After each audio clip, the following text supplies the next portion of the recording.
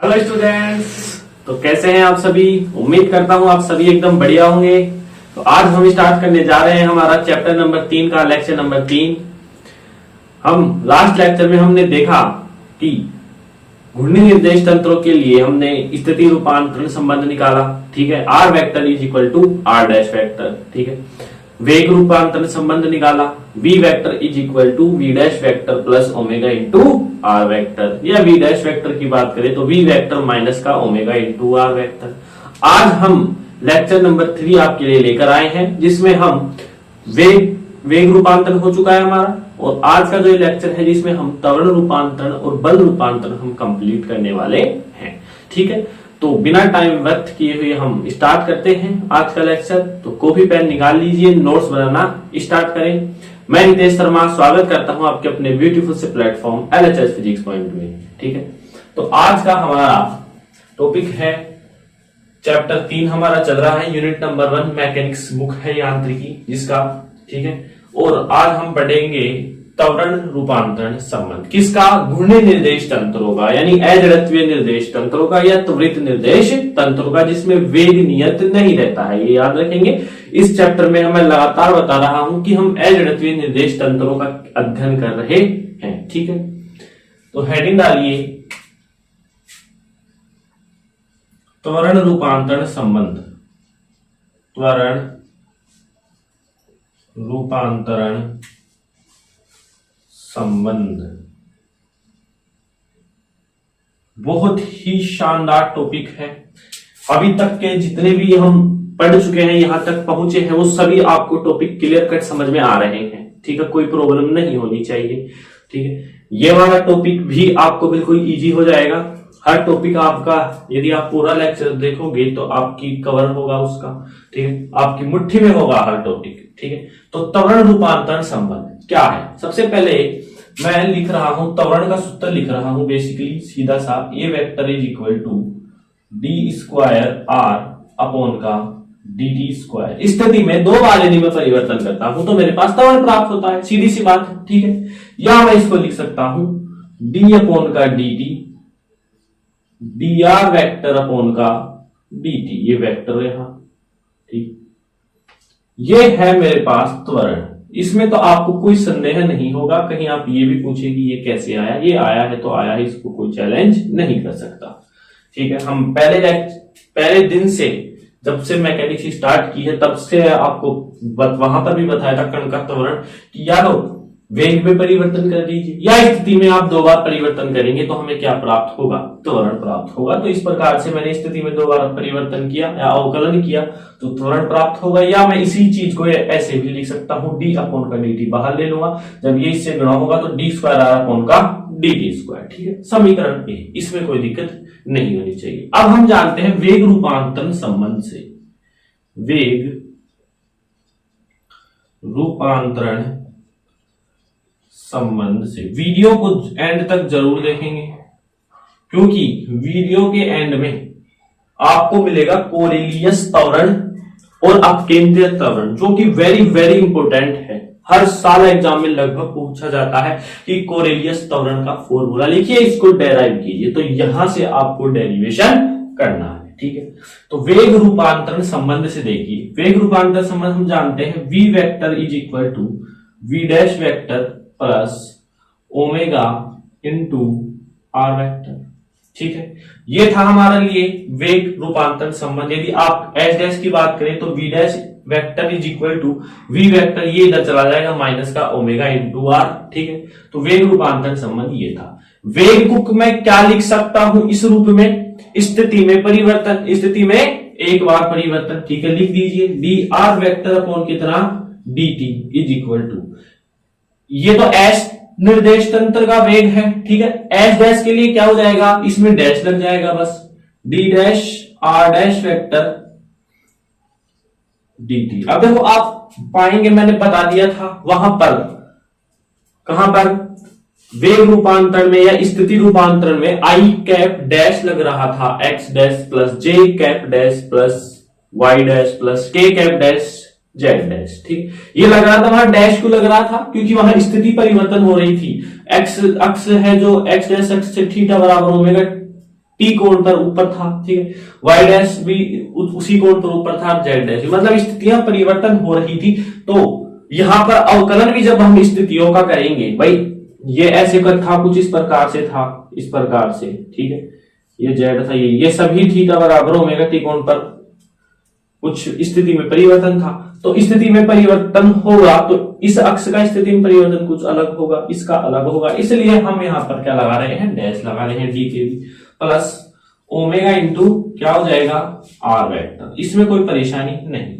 चलिए आगे, D R vector, ये बस केवल यहां से स्टार्ट है हमारा ट्यूशन। कहां से, यहां से त्वरण रूपांतर संबंध। सबसे पहले हम त्वरण का बिल्कुल नॉर्मल सा फॉर्मूला लिखेंगे और फिर हम वेग रूपांतर संबंध से अपना डेरिवेशन स्टार्ट हो जाता है। देखिए, सबसे पहले वेग रूपांतर संबंध लिखा, इसका d are vector upon D t लिख सकते हैं, इसको d dash r dash vector upon D T plus omega into r ऐसे ही। अब मैं क्या कर रहा हूं, इन दोनों पदों में देखिए आर वेक्टर कॉमन आ रहा है, तो इसको मैं कॉमन ले रहा हूं, d dash D T plus omega vector, ठीक है।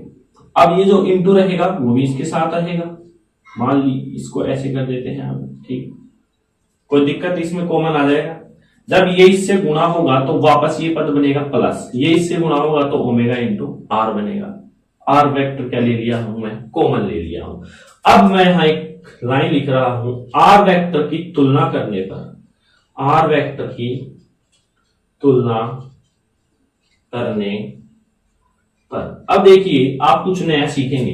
तुलना कैसे करते हैं, जिस भी पद की या जिस की भी हम तुलना करते हैं उसको हम डक लेते हैं। मैं मेरे तरीके से बताऊं तो बिल्कुल आसान तरीके से, डकने का मतलब आर वेक्टर की तुलना करनी है तो इस पद में एलएचएस वाले साइड में आर वेक्टर को ढक लीजिए, तो मेरे पास क्या आ रहा है, डी अपॉन का डी टी आ रहा है, लिख दीजिए डी अपॉन का D t is equal to, r vector की तुलना करनी है आरएचएस वाले पद में, तो इसको केवल आर वेक्टर को ढक लीजिए, ये देख लीजिए, ठीक है। जैसे ही मैं इसको ढकता हूं तो मेरे पास क्या आता है, डी डैश अपॉन का D T plus omega vector और इंटू भी हमारे पास क्या आएगा, 7 आएगा, ठीक है। ये थोड़ी हम फर्स्ट ईयर में आ चुके हैं तो कॉमन लेना वगैरह ये सब आपको आता होगा, तुलना करना भी आपको सिखाया होगा, नहीं सिखाया तो मैं बता रहा हूं। जिसकी भी तुलना करनी है उसको ढक लीजिए, जैसे ही मैं आर वेक्टर को ढकूंगा डी अपॉन डी टी आ गया, इधर आर वेक्टर को ढकूंगा तो d dash upon D T plus omega vector और इसके साथ जो चिन्ह था इनटू का वो इसके साथ ही रहेगा। तो यहां तक आपको समझ में आ गया होगा, बिल्कुल धीरे धीरे मैं चल रहा हूं, ठीक है। अब हम चलते हैं आगे की ओर।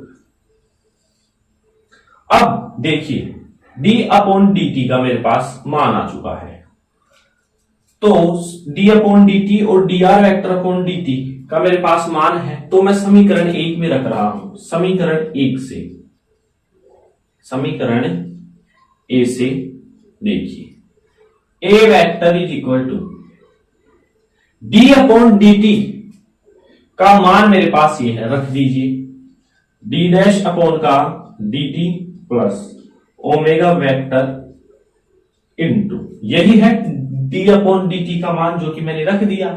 D R vector upon D T का मान कितना है मेरे पास, डी डैश अपॉन का D T, D dash upon का D T plus omega into are vector. दोबारा देखेंगे, त्वरण रूपांतर संबंध हम पढ़ रहे हैं। लास्ट लेक्चर में हमने स्थिति वेग पढ़ लिया है, त्वरण का बेसिकली नॉर्मल सा सूत्र लिखा है, ज्यादा दिमाग लगाने की आवश्यकता नहीं है। तो वेग रूपांतर संबंध का यूज किया, वेग को इस प्रकार लिखते हैं, स्थिति परिवर्तन ये एच डैश में हो गई है। फिर क्या किया कर रहा हूं मैं, आर वेक्टर में कॉमन लिया इस पद में, तो ये कॉमन आ गया और बस इसकी तुलना की है, तो मेरे पास डी अपॉन डी टी का मान आ गया, D R vector upon D T का मान मैंने समीकरण ए में रख दिया। अब कुछ नहीं है, सिंपल सा गुणा भाग है। देखिए A vector is equal to D dash upon का D T, D dash upon का डी टी इससे गुणा होगा, ठीक है, डी डैश अपॉन का डी टी इससे गुणा होगा तो क्या होगा, देखिए D dash square are vector upon का डी टी स्क्वायर, ये इससे गुणा हुआ तो डी डैश स्क्वायर होगा, ये इससे गुणा होगा तो डी टी स्क्वायर होगा, फिर ये आर वेक्टर से भी तो गुणा है, ये वाला जो पद है ये आर वेक्टर से गुणा है, और ये वाला पद इससे भी गुना हो रहा है, तो पहले मैं इस वाले पद को इससे गुना करूंगा तो मेरे पास आएगा डी डैश स्क्वायर अपॉन का डी टी स्क्वायर, आएगा कि नहीं। फिर आर वेक्टर से भी गुना है तो आर वेक्टर, ये मैं आ गया, समझ में आ गया। चलिए अब हम आगे चलते हैं। फिर उसके बाद है ये इससे गुना हो चुका है, अब यही पद इससे भी गुना होगा तो प्लस आ जाएगा इस बार, तो डी डैश अपॉन का D t omega into are vector, ठीक है। ये देखिए D dash upon D t, ये अवकलन कर देगा किसका, ओमेगा इंटू आर वेक्टर, समझ में आ रहा है, ठीक है। फिर उसके बाद प्लस आता है, इस बार ओमेगा इससे गुना होगा तो क्या होगा, ओमेगा वेक्टर इंटू ये क्या है, D dash r vector upon का डी टी। ओमेगा इससे गुना हो गया d dash upon D t r vector से गुना है, लिख दिया इसको ऐसे कैसे। फिर आगे क्या आएगा, प्लस ओमेगा इससे भी गुना होगा, इससे भी गुना होगा, तो ओमेगा इंटू, मैं इसको ऐसे लिख सकता हूं, ओमेगा इंटू आर वेक्टर, समझ में आ गया। देखिए क्या किया है, जैसे ही मेरे पास मान आता है मैं यहां पर रखता हूं, ठीक है। अब देखिए समीकरण ए से मैं जैसे ही मान रख दिया, डी डैश अपॉन का डी टी इससे गुना हुआ तो d dash square upon D T square हो गया, वो आर से भी गुना होगा तो d dash square are vector upon D T square, plus फिर ये d dash upon D T इससे भी गुना होगा, इससे भी गुना होगा, मतलब टोटल मैं बताऊं तो d dash upon D t omega into are vector से गुना होगा। तो ये अवकलन है, अवकलन का साइन है जो किसका अवकलन करेगा, ओमेगा इंटू आर का, ठीक है। प्लस अब ओमेगा इससे गुना होगा तो ओमेगा बाहर है डी, और ये क्या हो जाएगा, d dash r vector upon का डी टी, और ओमेगा इससे गुना होगा तो ओमेगा इंटू आर वेक्टर। अब इस पूरे डेरिवेशन में मैंने एक गलती कर दी है लेकिन आपको पता ही नहीं चला कि क्या गलती हुई, ठीक है। देखिए बताइए क्या गलती हो गई। गलती कुछ भी नहीं हुई है, मैंने आपका टेस्ट लिया लेकिन आप बता नहीं पाए कि गलती कहां हुई है। देखिए गलती कहां हो गई हमारे पास, वी डैश को मैं लिख रहा हूं d dash r dash vector upon का डी टी, और अगले ही पद में मैं आर वेक्टर क्या ले लिया, कॉमन भी ले लिया, तो आर वेक्टर इसमें से कॉमन कैसे आएगा, यहां तो आर वेक्टर है, यहां आर डैश वेक्टर है, कॉमन कैसे आया आर वेक्टर। तो ये सीधा सा है कि हमने पढ़ा है स्थिति रूपांतरण संबंध से R vector is equal to are dash vector. जिन बच्चों ने लेक्चर सही से ले रखा है उनके लिए कोई दिक्कत नहीं होगी, ठीक है, क्योंकि आर डैश वेक्टर की जगह क्या लिख देंगे, मैं आर वेक्टर लिख दूंगा, फिर आर वेक्टर क्या आ गया, कॉमन आ गया। ये सीधी से एक गलती की थी आपका टेस्ट लेने के लिए, जिन्होंने भी ये समझ लिया है मतलब वो बिल्कुल सही दिशा में चल रहे हैं। अब देखिए आगे, तो ए वेक्टर इस प्रकार से आ गया, गुणा कर लिया है हमने। अब आगे देखिए, अब हम इसको लिखते हैं, अब देखिए आप D dash square are vector upon का D T, D square are vector upon D T square को मैं ए लिख रहा हूं, और यदि मैं इनके डैश लगा दूं तो आप क्या लिख देंगे, ए डैश लिख देंगे, क्यों, क्योंकि वो एच डैश का त्वरण हो जाएगा। तो d dash square are vector upon D T square को मैं क्या लिख सकता हूं, ए डैश वेक्टर। इसमें आपकी कोई समस्या नहीं है। अब मैं इसका अवकलन कर देता हूं, ओमेगा, सबसे पहले मैं ओमेगा का गुणा में है तो गुणन विधि लगेगी, ओमेगा का अवकलन कर रहा हूं, डी डैश ओमेगा अपॉन का डी टी, कांस्टेंट कौन सा रहेगा, आर वेक्टर रहेगा, प्लस इस बार ओमेगा तो क्या आ जाएगा, कांस्टेंट हो जाएगा, और गुणा d dash r vector upon का डी टी, यानी आर वेक्टर का क्या हो जाएगा, अवकलन आपको सभी को आते हैं, ठीक। सबसे पहले गुणन विधि से मैंने ओमेगा का कर दिया आर वेक्टर कांस्टेंट, फिर ओमेगा को बाहर निकाल दिया यानी कांस्टेंट रख दिया, और आर वेक्टर का कर दिया प्लस, ये वाला पद ऐसे कैसे रहेगा, omega into d are vector upon का डी टी, ठीक है, D dash r vector upon का डी टी, ऐसे कैसे है, प्लस ये भी ऐसे कैसे रहेगा, plus omega into are vector, ठीक है। यहां तक आपने उतार लिया होगा, ठीक है, यहां तक आपको समझ में आ गया होगा, यहां तक आप नोट करें।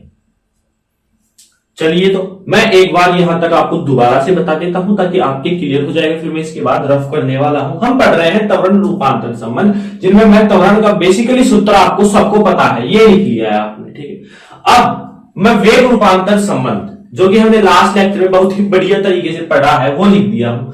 वेग का सामान्य सूत्र क्या होता है, स्थिति में परिवर्तन, लिख दिया। एच डैश में इस प्रकार से होगा ओमेगा इंटू आर। अब इस आर डैश वेक्टर की जगह मैं आर वेक्टर लिख सकता हूं, कोई दिक्कत नहीं है स्थिति रूपांतरण संबंध से। जैसे ही इस आर डैश की जगह मैं आर लिखूंगा तो मेरे को आर कॉमन नजर आएगा, तो मैंने आर कॉमन ले लिया। आर कॉमन लेते ही मैंने आर वेक्टर की तुलना भी कर दी, तुलना लेनी मैंने आपको बता दी है और इस प्रकार से लिख दिया। यहां पर मैंने इन दोनों के मान किस में रखे, समीकरण ए में। समीकरण ए में रखने के बाद मैंने इसको गुणा किया तो d dash square upon D T square आएगा, जो कि आर वेक्टर से भी गुणा है तो ये आर वेक्टर से हो गया। फिर ये d dash upon D T का अवकलन का साइन है, जो ओमेगा इंटू आर का क्या करेगा, अवकलन करेगा, प्लस ओमेगा बाहर रहेगा और ये d dash r vector upon D t और ओमेगा इन दोनों से गुणा होगा तो ओमेगा इंटू आर वेक्टर। ठीक है, इसको मैं ए डैश लिख सकता हूं। जब इसका मैंने अवकलन किया तो सबसे पहले ओमेगा का किया तो आर वेक्टर कांस्टेंट प्लस, फिर ओमेगा का कांस्टेंट रखा हूं और आर का किया हूं और ये ऐसे ही ऐसे आ गया। ठीक है, समझ में आ गया। तो मैं इसको रफ कर रहा हूं। अब देखिए आप, A vector is equal to A dash vector plus, अब ओमेगा यहां पर क्या है, कोणीय वेग है जो कि नियत है। मैंने शुरू में लिखा दिया था स्थिति रूपांतरण संबंध में कि कण एच डैश निर्देश तंत्र, एच निर्देश तंत्र के सापेक्ष या कोई कण मान लीजिए कण ही जो था वो थीटा बराबर ओमेगा टी कोण से क्या है, घूर्णन गति कर रहा है। जहां ओमेगा का जो कोणीय वेग है, ओमेगा को क्या बोल रहे हैं, कोणीय वेग, वो क्या हो रहा है, नियत है। तो नियत राशि का अवकलन 0 होगा। ओमेगा यहां क्या है, नियत है, तो इस राशि का अवकलन 0, तो ये पूरा ही क्या हो जाएगा यहां तक, ये तो हो गया 0 plus omega vector into d dash r vector upon D T plus omega vector into d dash r vector upon D t. इसको मैं 2 omega vector into d dash r vector upon D t लिख सकता हूं, बिल्कुल लिख सकते हैं। Plus का 2 omega vector into d dash r vector upon का डी टी लिख सकता हूं इसको इस प्रकार से। ठीक है, और ये ऐसे कैसे आ जाएगा, plus omega vector into are vector. ठीक है, आगे चलिए, A vector is equal to A dash vector plus 2 omega vector into we dash vector. ये तो आप समझ में आ गया होगा, स्थिति में परिवर्तन को वेग कहते हैं। डैश लग जाए मतलब एच डैश में कण का क्या है, वेग है, तो इसको वी डैश लिख दिया plus omega vector into are vector. ठीक है, आगे देखिए, ये तो है हमारे पास त्वरण रूपांतरण संबंध। किस निर्देश तंत्र के लिए, एच निर्देश तंत्र के लिए हमारे पास त्वरण रूपांतरण संबंध आ गया है। ठीक है, अब मैं बात कर रहा हूं एच डैश निर्देश तंत्र के लिए। इंपोर्टेंट अब आ रहा है एच डैश निर्देश तंत्र के लिए। एच डैश निर्देश तंत्र के लिए क्या है, देखिए, एच डैश निर्देश तंत्र के लिए ए डैश वेक्टर यहीं रह जाएगा और ये पूरा पद जब एलएचएस की साइड जाएगा तो माइनस होके जाएगा। यहां ए वेक्टर पहले से है और ये जाएगा तो माइनस का 2 omega vector into we dash vector minus omega vector into are vector. समझ में आ गया। मेरे को ए डैश की वैल्यू चाहिए तो ये ऐसे कैसे यहां रह जाएगा, ये पूरा पद उधर जाएगा तो ये माइनस का, तो ए वेक्टर माइनस का 2 omega into we dash minus omega into r. ये है वेरी वेरी इंपॉर्टेंट, जो आपको याद रखना है, जो आपको क्या रखना है, याद रखना। ठीक है, मैं इसको रफ कर रहा हूं यहां से। मैं पहले ही बोल रहा हूं कि आप इसको याद ही रखेंगे। ठीक है, A dash vector is equal to A vector minus का 2 omega into we dash minus omega into R. मैं बता रहा था कि जैसे ही हमारे पास त्वरण रूपांतरण संबंध आएगा तो वहां पर 2 फॉर्मूलाज निकलेंगे वेरी वेरी इंपॉर्टेंट, एक तो कोरेलियस त्वरण का और एक अपकेंद्रीय त्वरण का। तो आपके मन में एक प्रश्न होगा कि इस फॉर्मूले में से कोरेलियस त्वरण तो कौन सा है और अपकेंद्रीय त्वरण कौन सा है, वो भी आप याद रखेंगे। तो मैं फॉर्मूला लिखा रहा हूं कोरेलियस त्वरण।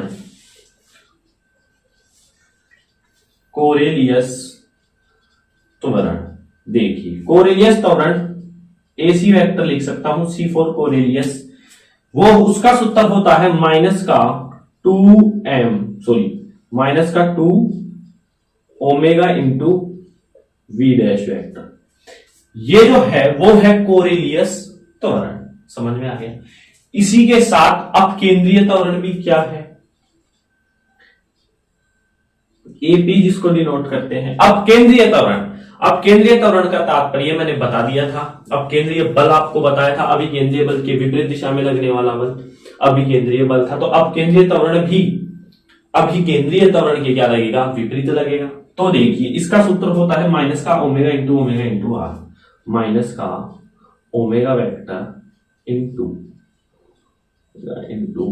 Are vector. ठीक है, तो ये दो फॉर्मूलाज हैं वेरी वेरी इंपॉर्टेंट। ये तो है कोरेलियस त्वरण का और ये है अपकेंद्रीय त्वरण का। अपकेंद्रीय त्वरण, ठीक है। इसी के साथ हमारा त्वरण रूपांतर संबंध घूर्णी निर्देश तंत्रों के लिए समाप्त होता है।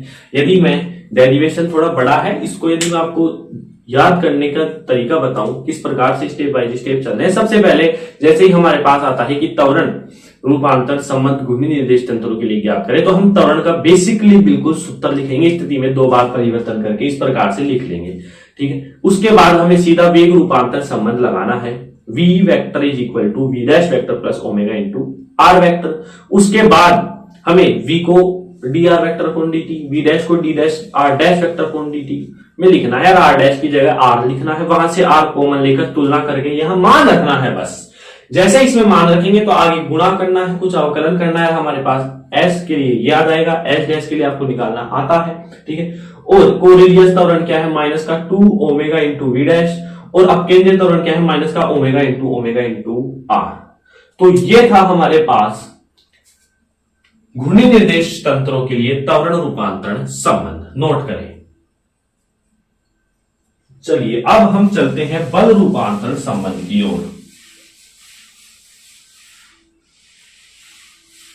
उसके बाद हमारा पहला क्वेश्चन जो था घूर्णी निर्देश तंत्रों के लिए स्थिति रूपांतरण, वेग रूपांतरण, त्वरण रूपांतरण एवं बल रूपांतरण के कोड समझाइए। उसमें हम अंतिम पड़ाव में है बल रूपांतरण संबंध। ठीक है, तो हेडिंग लगाएंगे अब बल रूपांतरण संबंध। बल रूपांतरण संबंध सबसे पहले हम लिखेंगे कि हम जानते हैं कि त्वरण रूपांतरण संबंध, हम जानते हैं कि एच डैश निर्देश तंत्र के लिए जो तंत्र देखिए गतिशील होगा ना, हम उसकी ही बात करेंगे। यहां पर थीटा बराबर ओमेगा टी कोण से कोण गुणन गति कर रहा है एच डैश, तो हम एच डैश की ही बात करेंगे। हम जानते हैं कि एच डैश निर्देश तंत्र के लिए त्वरण रूपांतरण संबंध निम्न होता है। त्वरण रूपांतरण संबंध निम्न होता है। बताइए, आपको याद हो गया होगा। एच डैश निर्देश तंत्र के लिए अभी निकाला है त्वरण रूपांतरण संबंध क्या होता है, A dash vector is equal to A vector minus 2 omega into we dash vector minus omega vector into are vector. ये था मेरे पास ये था मेरे पास एच डैश निर्देश तंत्र के लिए त्वरण रूपांतरण संबंध।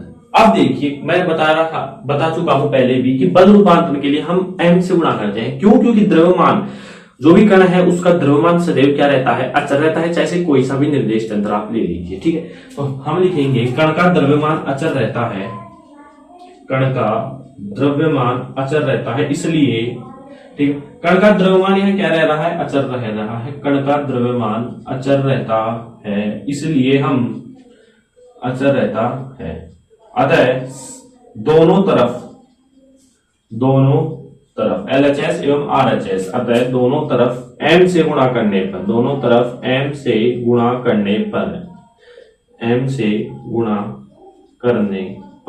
ठीक है। देख लीजिए, अब आप m से गुणा कर दीजिए तो m a dash vector is equal to m a vector minus का 2m omega into v dash minus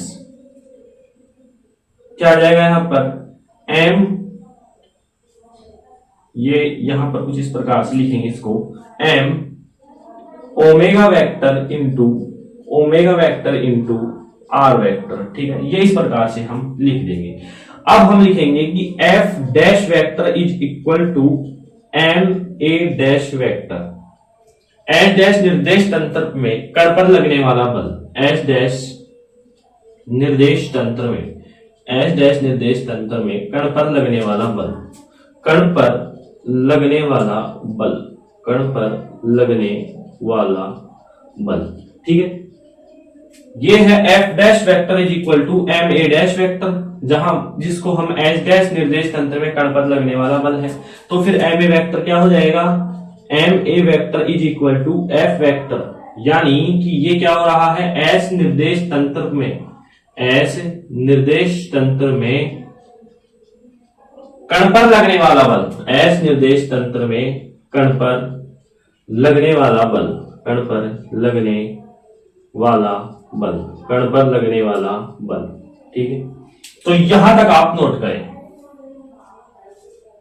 यहां तक आपको समझ में आ गया होगा कि हम जानते हैं कि एच डैश निर्देश तंत्र के लिए त्वरण रूपांतर संबंध निम्न होता है। ये क्या है, कोरेलियस त्वरण। ये क्या है, अपकेंद्रीय त्वरण। कण का द्रव्यमान अचर रहता है, ये सबको पता है। अतः दोनों तरफ m से गुणा करने पर, जैसे ही मैं इसको m से गुणा करता हूं तो ये तो क्या आता है मेरे पास f dash, f dash is equal to m a dash vector, क्या है, एच डैश निर्देश तंत्र में कण पर लगने वाला बल। ये क्या है, m a vector is equal to f vector, यानी एच निर्देश तंत्र में कण पर लगने वाला बल। अब इन दोनों बलों की हम चर्चा करेंगे कि ये क्या है, ठीक है। तो यहां तक आप नोट करें। चलिए अब मैं इसको रफ कर देता हूं, आपने नोट कर लिया होगा ये, ठीक है। तो सबसे पहले मैं यहां ऊपर लिख देता हूं, त्वरण रूपांतरण संबंध तो था A dash vector is equal to A vector minus का 2 omega vector into we dash vector minus omega vector into are vector, ठीक है। और m से गुणा करने के बाद ये बन जाता है m a dash vector is equal to m a vector minus 2m omega vector into v dash vector minus, यहां पर m गुणा हो जाएगा और इसको इस प्रकार लिख देंगे ओमेगा इंटू r वेक्टर। तो ये मंजिला कोष्टक हम बंद कर देंगे। इन दो बलों की चर्चा हो चुकी है, ये f डैश है, ये f है। अब मैं चर्चा कर रहा हूं f c vector is equal to minus का 2m omega into we dash vector. इसे हम कोरेलियस बल कहते हैं। यह एक आभासी बल होता है। यह एक कैसा बल है बोलिए, आभासी। ये इंपोर्टेंट है, कोरेलियस त्वरण अपकेंद्रीय त्वरण, कोरेलियस बल अपकेंद्रीय बल। यह एक आभासी बल होता है, यह एक आभासी बल होता है जो गतिशील कण पर लगता हुआ प्रतीत होता है, जो गतिशील कण पर लगता हुआ प्रतीत होता है, गतिशील कण पर लगता हुआ प्रतीत होता है, लगता हुआ प्रतीत। अब देखिए आभासी बल जिसका नाम ही आभासी है वो प्रतीत ही होता है, एक्चुअल में लगता नहीं है। तो हम क्या लिखेंगे, यह एक आभासी बल है जो गतिशील कण पर लगता हुआ प्रतीत होता है। इसे कोरेलियस बल कहते हैं, इसे कोरेलियस बल कहते हैं, इसे कोरेलियस बल कहते हैं।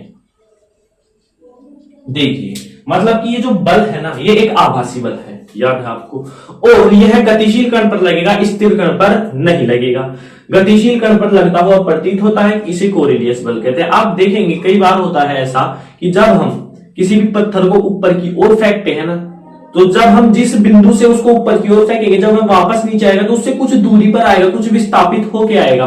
तो वो होता है कोरेलियस बल के कारण। वह अपनी दूरी से कुछ, मान लीजिए मैं इस पॉइंट से ऊपर की ओर एक बॉल फेंक रहा हूं कुछ दूरी पर। यहां ऐसा नहीं है कि यहां से आपने फेंका यहां तक तो कुछ परिवर्तन नहीं होगा, आपको दूर फेंकना होगा ऊंचाई पर। जैसे आप ऊंचाई पर फेंकेंगे तो वह जब नीचे आएगी तो वो कुछ इस बिंदु पर आती हुई आपको नजर आएगी, मतलब इतना विस्थापन उसमें आएगा। ऐसा क्यों होता है, कोरेलियस बल के कारण, क्योंकि वह गतिशील कण पर लगता हुआ प्रतीत होता है और जिसके कारण बिंदु की स्थितियों में क्या होता है, परिवर्तन। तो ये तो था कोरेलियस बल, यह एक आभासी बल है जो गतिशील कण पर लगता हुआ प्रतीत होता है, इसे कोरेलियस बल कहते हैं। और यदि में इसकी डिटेल में जाए हम, तो हम लिख सकते हैं कि f c vector is equal to minus का 2m। अब देखिए ये है सदिश चिन्ह, आप जानते होंगे गुणा को हम सदिश बोलते हैं। इस प्रकार से क्रॉस का जो चिन्ह आता है उसको सदिश और डॉट को क्या बोलते हैं हम, ये तो कौन सा गुणा है, सदिश गुणा, ये कौन सा है, अदिश गुणा। ठीक है, ये तो समझ में आता है, 11वीं 12वीं आप पढ़ के आए हैं, इन चिन्हों का आपको नॉलेज होगा। क्रॉस जब भी आ जाता है फिजिक्स में तो आप समझ जाना कौन सा गुणा है, सदिश गुणा। डॉट आए तो कौन सा है, अदिश गुणा। तो ये एक सदिश गुणा है। जब मैं इसको ओपन करता हूं तो साइन बाहर निकलता है, तो माइनस का 2m omega vector v dash vector sine theta और एन कैप। एन कैप क्या है, एन कैप यहां दिशा को बता रहा है। क्यों, क्योंकि कोरेलियस बल एक सदिश राशि होती है। यहां लिख देंगे कोरेलियस बल एक सदिश राशि होती है। कोरेलियस बल एक सदिश राशि होती है, एक सदिश राशि होती है। ठीक है, मैं पूरी डिटेल बता रहा हूं इसकी क्योंकि ये इंपॉर्टेंट है, वेरी वेरी इंपॉर्टेंट है। तो यह एक सदिश राशि होती है। ठीक है, यहां जो थीटा है, थीटा ओमेगा वेक्टर व वी डैश वेक्टर के मध्य का कोण है, के मध्य का कोण है। ठीक है, ये जो थीटा है ना वो ओमेगा और वी डैश के मध्य का कोण है, यहां से आप देख सकते हैं। यदि मैं थीटा बराबर 90 लूं, थीटा इज इक्वल टू 90, तो एफ सी मैक्सिमम होगा। क्या होगा, एफ सी मैक्सिमम होगा, कितना होगा, माइनस का 2m omega v dash, minus का 2m ओमेगा वी डैश होगा। यदि मैं इसके परिमाण की बात करूं, परिमाण के लिए मैं इसकी बात करूं तो एफ सी मैक्सिमम का परिमाण यदि मैं लूं तो मेरे पास आता है 2m omega v dash, 2m omega v dash. ये वेक्टर लगा देंगे, यहां पर भी हम क्या लगा देंगे, वेक्टर लगा देंगे। तो ये जो थी कोरेलियस बल की बात। इसी प्रकार यदि मैं थीटा बराबर 0 ले लूं तो कोरेलियस फोर्स क्या हो जाएगा, 0 हो जाएगा। तो ये जो थी हमारे पास कोरेलियस बल की बात। यह है एक आभासी बल है जो गतिशील कण पर लगता हुआ प्रतीत होता है। ठीक है, कोरेलियस बल कहते हैं। जैसे ही मैं क्रॉस प्रोडक्ट को उठाऊंगा तो मेरे पास साइन आता है बाहर, ये आप 11th 12th में पढ़ के आए हैं। एन कैप क्यों है, यह एक सदिश राशि है जो दिशा को व्यक्त करती है। थीटा क्या है, यहाँ पर ओमेगा और वी डैश के मध्य का कोण है। थीटा इज 90, तो एफ सी मैक्सिमम होगा, इसका परिमाण में बता दिया हूं। और थीटा इज इक्वल टू 0 हो तो यह बिल्कुल शून्य हो जाएगा। ये जो थी कौन से बल की बात, कोरेलियस बल की बात। अब हम करते हैं अब केंद्रीय को f p vector is equal to, अब केंद्रीय बल है माइनस का m omega into are vector. इसे अभिकेंद्रीय बल कहते हैं, इसे अभिकेंद्रीय अपकेंद्रीय बल कहते हैं, इसे अपकेंद्रीय बल कहते हैं, इसे अपकेंद्रीय बल कहते हैं। जो यह गतिशील कण पर लगता था, यह जो स्थिर कण पर वर्ताकार गति के लिए लगता हुआ प्रतीत होता है। जो स्थिर कण पर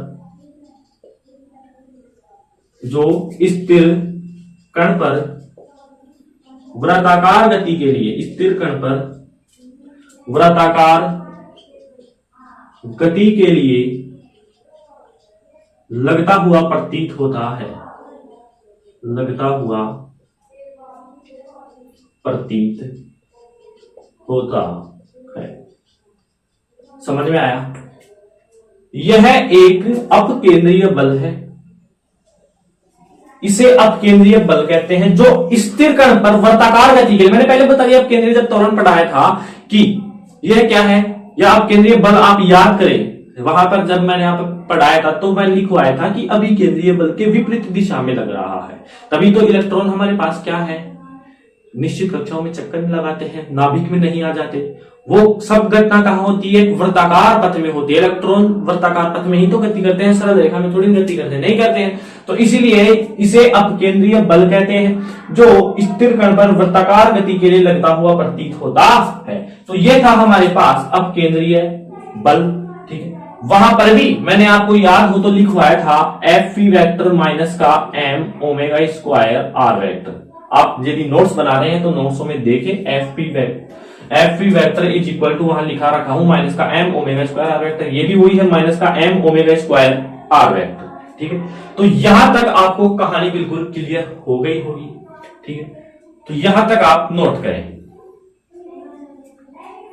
चलिए अब हम इसको रफ कर देते हैं। अब इसके बाद देखिए क्या हो रहा है, मैं एक बस केवल एक फॉर्मूला आपको लिखवा रहा हूं। ये क्या है, m a dash vector f dash vector, लिख दीजिए एफ डैश वेक्टर। ये क्या है, is equal to f vector. ये क्या है, माइनस का 2m omega into we dash को मैं क्या लिख रहा था, माइनस का 2m omega into we dash को मैं क्या लिख रहा था, एफ सी, कोरेलियस त्वरण।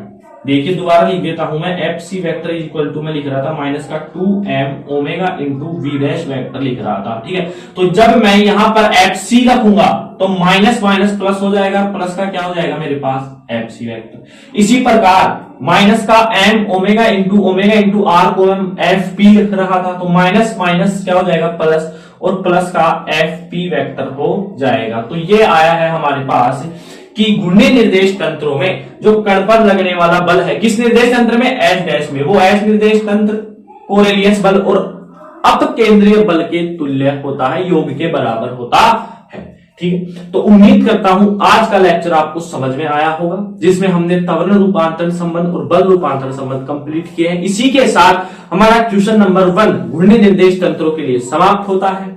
इसके बाद हम अगले क्वेश्चन में चलेंगे। ठीक है, तो मिलते हैं एक नए लेक्चर के साथ, नई शुरुआत के साथ। तब तक के लिए ज्यादा से ज्यादा इसको फर्स्ट ईयर के जो स्टूडेंट हैं वहां तक आप शेयर करें। ठीक है, इस लेक्चर के पीडीएफ नोट्स आपको डिस्क्रिप्शन में मिल जाएंगे, टेलीग्राम के चैनल पर ज्वाइन करें। तो आप पढ़ाई करते रहें। मिलते हैं एक नए लेक्चर के साथ, नए टॉपिक के साथ। तब तक के लिए ऑल द वेरी बेस्ट।